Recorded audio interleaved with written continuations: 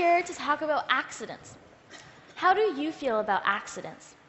When we think about accidents, we usually consider them to be harmful, unfortunate, or even dangerous. And they certainly can be, but are they always that bad? The discovery that had led to penicillin, for example, is one of the most fortunate accidents of all time. Without biologist Alexander Fleming's moldy accident caused by a neglected workstation, we wouldn't be able to fight off so many bacterial infections. Miranda and I are here today because we'd like to share how our accidents have led to discoveries. In 2011, we visited the Vancouver Waste Transfer Station and saw an enormous pit of plastic waste. We realized that when plastics get to the dump, it's difficult to sort them because they have similar densities. And when they're mixed with organic matter and construction debris, it's truly impossible to pick them out and environmentally eliminate them. However, plastics are useful because they're durable, flexible, and can be easily molded into so many useful shapes. The downside of this convenience is that there's a high cost to this. Plastics cause serious problems such as the destruction of ecosystems, the pollution of natural resources, and the reduction of available land space. This picture you see here is the Great Pacific Gyre. When you think about plastic pollution in the marine environment, we think about the Great Pacific Gyre, which is supposed to be a floating island of plastic waste. But that's no longer an accurate depiction of plastic pollution in the marine environment. Right now, the ocean is actually a soup of plastic debris, and there's nowhere you can go in the ocean where you wouldn't be able to find plastic particles. In a plastic-dependent society, cutting down production is a good goal, but it's not enough. And what about the waste that's already been produced? Plastics take hundreds to thousands of years to biodegrade.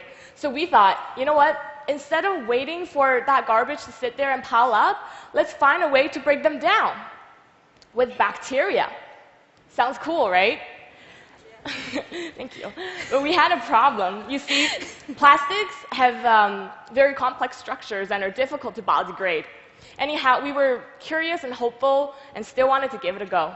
With this idea in mind, Jeannie and I read through some hundreds of scientific articles on the internet, and we drafted a research proposal in the beginning of our grade 12 year. We aim to find bacteria from our local Fraser River that can degrade a harmful plasticizer called phthalates. Phthalates are additives used in everyday plastic products to increase their flexibility, durability, and transparency. Although they're part of the plastic, they're not covalently bonded to the plastic backbone. As a result, they easily escape into our environment. Not only do phthalates pollute our environment, but they also pollute our bodies. To make the matter worse, phthalates are found in products to which we have a high exposure, such as babies' toys, beverage containers, cosmetics, and even food wraps. Phthalates are horrible because they're so easily taken into our bodies. They can be absorbed by skin contacts, ingested, and inhaled. Every year, at least 470 million pounds of phthalates contaminate our air, water, and soil. The Environmental Protection Agency even classified this group as a top priority pollutant because it's been shown to cause cancer and birth defects by acting as a hormone disruptor. We read that each year, the Vancouver municipal government monitors phthalate concentration levels in rivers to assess their safety. So we figure, if there are places along our Fraser River that's contaminated with phthalates, and if there are bacteria that are able to live in these areas, then perhaps these bacteria could have evolved to break down phthalates. So we presented this good idea to Dr. Lindsay Eltis at the University of British Columbia, and surprisingly, he actually took us into his lab and asked his graduate students, Adam and James, to help us. Little do we know at that time that a trip to the dump and some research on the internet and plucking up the courage to act upon inspiration would take us on a life-changing journey of accidents and discoveries. The first step in our project was to collect soil samples from 3 different sites along the Fraser River. Out of thousands of bacteria, we wanted to find ones that could break down phthalates. So we enriched our cultures with phthalate as the only carbon source. This implied that if anything grew in our cultures, then they must be able to live off of phthalates. Everything went well from there, and we became amazing scientists. Jeannie. I'm just joking. Well, it was partially my fault. You see, I accidentally cracked a flask that had contained our third enrichment culture, and as a result, we had to wipe down the incubator room with bleach and ethanol twice. And this is only one of the examples of the many accidents that happened during our experimentation. But this mistake turned out to be rather serendipitous. We noticed that the unharmed cultures came from places of opposite contamination levels.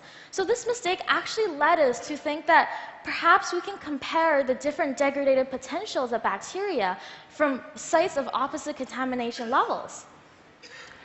Now that we grew the bacteria, we wanted to isolate strains by streaking onto media plates, because we thought that'd be, less accident-prone. But we were wrong again. We poked holes in our agar while streaking and contaminated some samples with fungi. As a result, we had to streak and restreak several times. Then we monitored phthalate utilization and bacterial growth and found that they shared an inverse correlation. So as bacterial populations increased, phthalate concentrations decreased.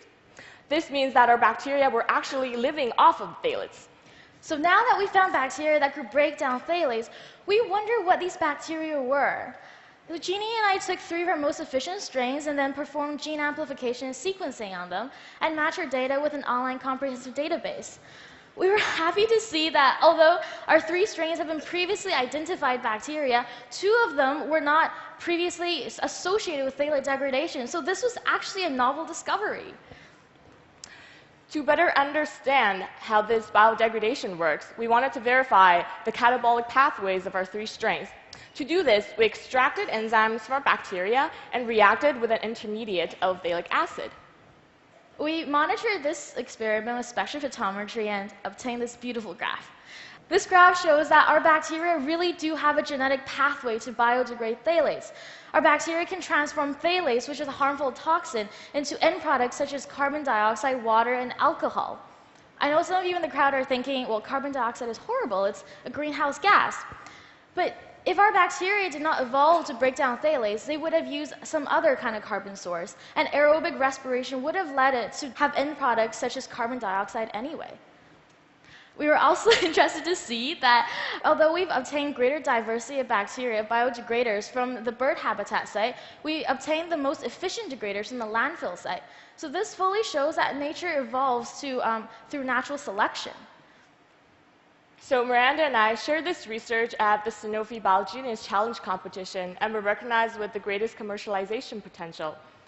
Although we're not the first ones to find bacteria that can break down phthalates, we were the first ones to look into our local river and find a possible solution to a local problem. We have not only shown that bacteria can be the solution to plastic pollution, but also that being open to uncertain outcomes and taking risks create opportunities for unexpected discoveries. Throughout this journey, we have also discovered our passion for science and are currently continuing research on other fossil fuel chemicals in university. We hope that in the near future, we'll be able to create model organisms that can break down not only phthalates, but a wide variety of different contaminants. We can apply this to wastewater treatment plants to clean up our rivers and other natural resources. And perhaps one day we'll be able to tackle the problem of solid plastic waste. I think our journey has truly transformed our view of microorganisms, and Jeannie has shown that even mistakes can lead to discoveries. Einstein once said, "You can't solve problems by using the same kind of thinking you used when you created them." If we're making plastics synthetically, then we think the solution will be to break them down biochemically. Thank you. Thank you.